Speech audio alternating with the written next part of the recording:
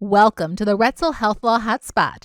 Health Law Hotspot is a podcast for physicians and health professionals that covers the legal issues and trends that affect the healthcare industry. Hi, everyone. Welcome to the Health Law Hotspot. I'm Erica Adler, shareholder and leader of the healthcare practice at Retzel and Andrus. Today, Christina Kuda, part of our healthcare practice, is with me, and we're going to talk about a topic that comes up fairly often. This has to do with physicians believing that they can self-prescribe or prescribe to family and friends, and what some of the repercussions are when they get caught doing just that. So I'm going to turn it over to Christina, and she's going to kind of fill us in on what doctors can and cannot do. Sure. Thanks, Erica. So this has actually come up recently in the last couple of months, a few times in our practice related to this topic. So if you're a physician or other healthcare provider, can you self-treat, self-prescribe, or treat or prescribe to family and friends? So the answer is a great lawyer answer, which is it kind of depends. So one issue is state law. A lot of states and licensing regulations, licensing statutes for providers have specific rules or guidance about this topic. And many states don't love the idea of physicians treating themselves or prescribing themselves or being in a position to treat or prescribe to family and friends unless they're truly patients of the physician and treated the exact same way that a physician might treat me if I walked into their door and wasn't a family member or wasn't any sort of friend or had any relationship with the doctor. So you've always got to look at state laws first and what your licensing regulations might be. There's also some guidance from some medical societies, boards, and the American Medical Association. The AMA has a specific ethical guidance document that discusses this, and they just don't love it. They really think it could be an issue if you are going to try to prescribe for yourself or treat yourself or treat family and friends. And what they're concerned about, and what a lot of these guidance documents and position statements from societies focus on, is the judgment issue. Can you really have good medical judgment and provide services within the standard of care if you're treating a family or friend of yours? So for example, if someone has a condition and maybe the standard of care, and if they were someone you didn't know, would have you examining maybe a sensitive body part or asking questions that are sensitive in nature, you may not feel comfortable asking those questions or doing that examination at a family member or a friend, okay? There also may be an expectation of that family member or friend that they're not going to be treated just like another patient. So they may be offended if you keep a medical record or you treat them in a more business-like professional manner when they're just calling and saying, hey, I've got a sore throat, can you write me a Z-Pak or something like that? So there's expectations on both sides may not be appropriate. The other issue is, if family and friends, I know in my experience, and I'm guilty of it, I have family members that are physicians, and historically, I've called them when I know I've got a condition that could just use a prescription and said, hey, can you write me a prescription? And sometimes they do, a lot of times they don't for different reasons, but all those occasions, I've asked them outside the course of their practice or their employment. So I've called them on the phone at 7 at night after hours to ask them a question or ask them for help.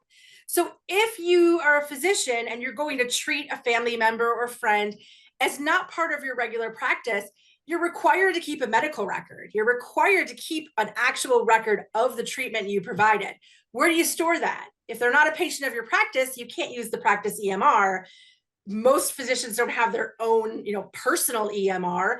Do you write down the notes? Where do you store the notes? How is that HIPAA protected? How can those notes be verified? So there's a lot of different considerations when you're prescribing, and we'll talk a little bit more about the prescribing rules in a minute, but even just treating family and friends and providing medical advice.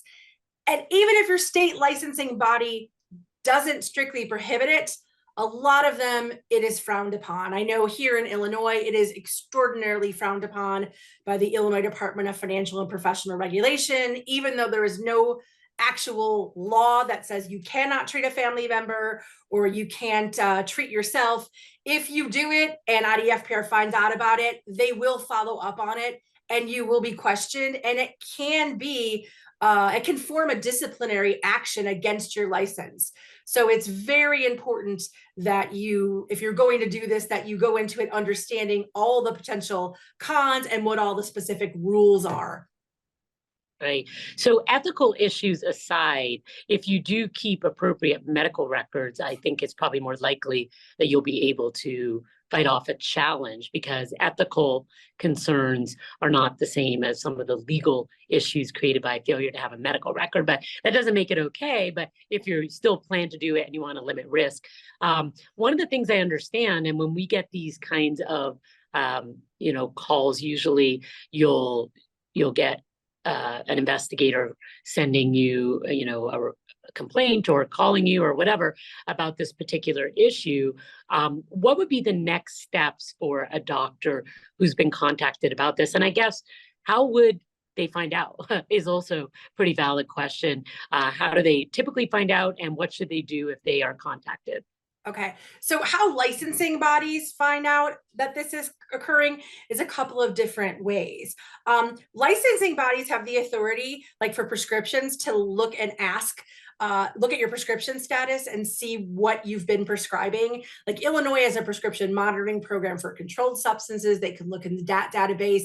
So if they have a reason to be alerted, or if they're just doing spot searching, they can find out what you're prescribing as a physician. Also, sometimes people make complaints. You have a family member, you have a friend, right? And then there's some kind of dust up. Your friend gets mad at you and they're thinking, you know what? A year ago when I had that sore throat and I thought it was strep, and my friend doctor said, yeah, it's strep, I'm going to give you this antibiotic. It turns out it wasn't strep and it didn't treat it. And I'm mad about it. They shouldn't have done that. That was bad. And they make a complaint. And it seems like far-fetched that wouldn't happen. But you and I have seen this a lot of times over our career. People get mad for a lot of reasons and they complain for a lot of reasons. Even if you think it's odd or unusual or unlikely, it happens. So once licensing boards are alerted to something, they generally have a duty to investigate further, which means contacting the physician.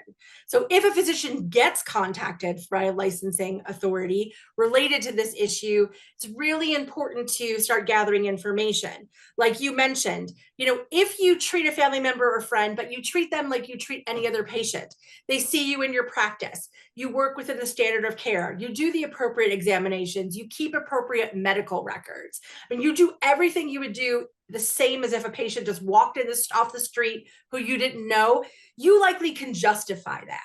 But unfortunately, that's often what not happens. Usually physicians kind of truncate their process when it's a family or friend, and family and friends have that expectation. So it's generally the rarer occurrence that family and friends are treated just like patients, but that is a way to do it and have more of a justification for that relationship. Right. So one of the first things I know we recommend when an investigation is started and before you've responded to the inquiries, in addition to gathering what you have, which, as you mentioned, is very little, we usually like to start fixing the situation as much as we can, which usually involves letting a doctor know what they obviously didn't know, which are the rules, right?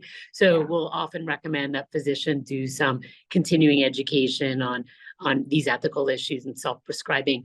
Every physician should be doing that and should be aware that they shouldn't be, necessarily prescribing for themselves and for family members. But just to kind of back that up, one of the first things we recommend is continuing education. And from my understanding, that will make a difference.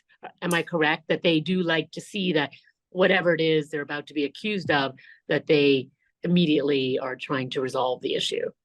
Absolutely. So my experience in working with licensing authorities over the years is they do understand that sometimes physicians or other providers do things because they just didn't know. They didn't think it was going to be an issue. It wasn't harmful or fraud or, any purposeful intent. So because of that, like you said, we always try to say, hey, if you didn't understand these rules, these are the rules. And you should now take some education. You should show to the licensing authority that you are taking this seriously. You are getting education, you're documenting that education, you are going to legitimate sources of continuing medical education to make sure that you understand the rules and that the ethical considerations, and that moving forward, you are going to be and will be absolutely compliant with that. That shows the licensing authority that you care about what happened, you're taking it seriously, you care about your license, you want to practice in an appropriate manner. Just saying, well, I think they're wrong and there's no law against it, so what's the problem, isn't going to cut it with a licensing authority. They have a lot of wiggle room that isn't just related to what a law says or doesn't say. They can take into account ethical considerations as well, and just the norms of practice. So it's really important that you show that you're sorry and that you are going to fix it and are fixing it moving forward, particularly with prescribing. There are a lot of rules with prescribing. A provider never should self-prescribe a controlled substance for themselves. It shouldn't happen. We've seen it happen, and we've seen providers, have some serious consequences for that, including loss of employment. So controlled substances are out of bounds. A physician wanting to prescribe themselves an antibiotic should be very limited circumstances. An emergency, there's no other available option. It's hard to support that because we generally all live in a place where you could go to an ER, you could go to an urgent care, right? Physicians know other physicians. They can go to someone and say, check out my symptoms. This is what I think I have. So it's got to be in a pretty limited circumstance.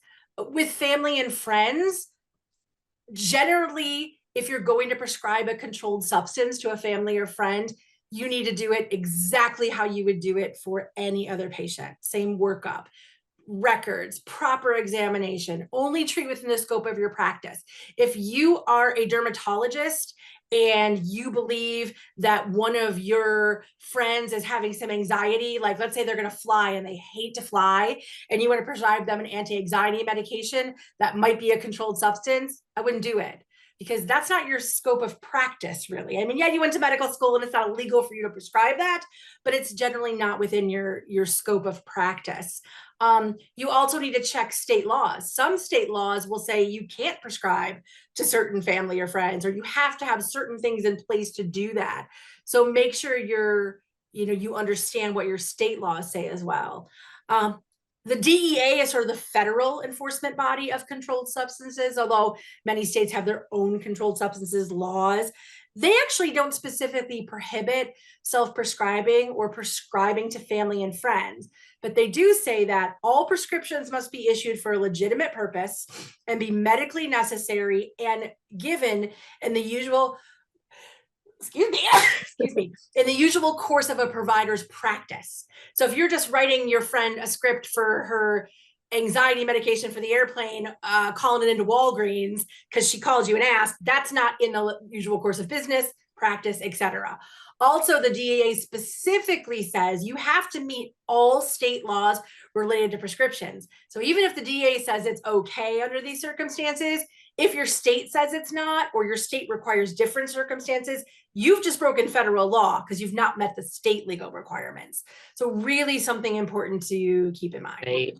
And I think this comes up often enough that I kind of want to put out there, don't self-prescribe and don't prescribe to family and friends as a general rule. If there's going to be an exception, think long and hard about it, document it, take all necessary steps. A lot of times doctors just feel, this is something that they're entitled to do, something that they expect to be able to do. I hear about doctors self-prescribing all kinds of things. You've got, semaglutide type shots that they're giving themselves. Definitely anxiety medications are a big self-prescribing thing. And then, my wife couldn't sleep, so I helped prescribe this, etc. So it is so common. And yes, your chances of getting in trouble, given how many people do it, is probably minimal, but the repercussions can be quite significant. You mentioned loss of employment, but we have also seen licensure issues.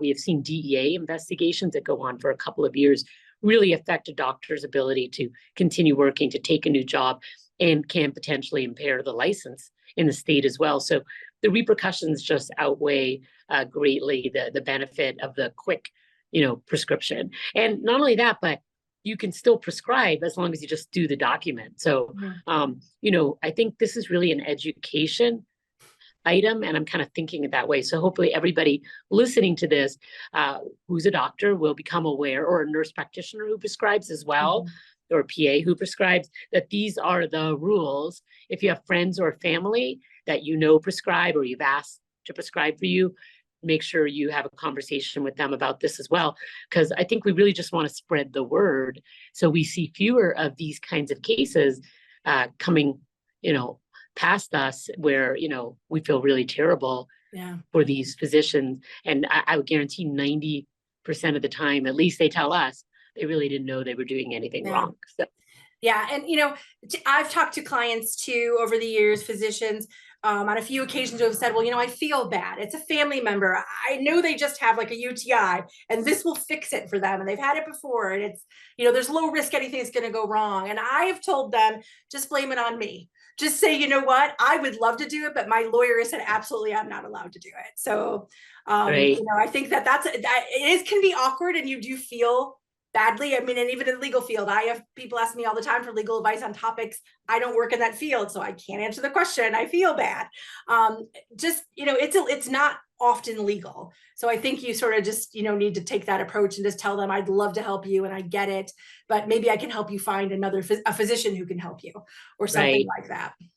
Right. And one last thing, don't forget telemedicine. I mean, a lot of times where I might ask a friend who's a doctor, I can easily go online to, Teladoc, or there's special telemedicine services for everything from UTIs to, other type of issues. You can get prescribed immediately just by having a texting interaction or a video interaction.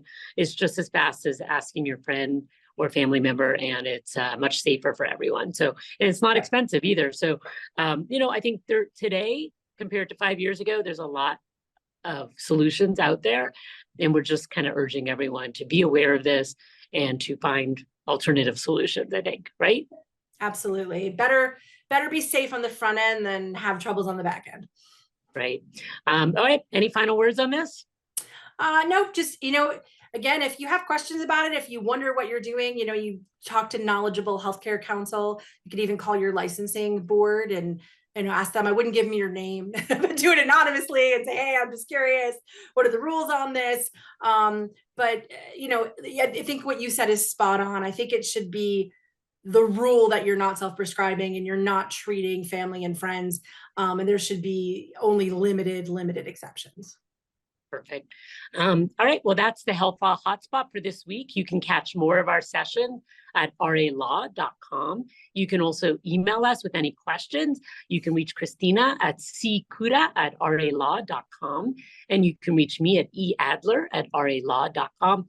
We welcome any questions that you may have about this podcast or any other topics that we've covered. Thanks for joining us. We'll see you next time. The Retzel Health Law Hotspot is made available by the firm and its attorneys for educational purposes and to provide general information, not to provide specific legal advice. Use of the Retzel Health Law Hotspot does not create an attorney-client relationship between you and the firm or any of its attorneys. The Retzel Health Law Hotspot should not be used as a substitute for competent legal advice, and you should contact an attorney in your state about any legal needs or questions you may have.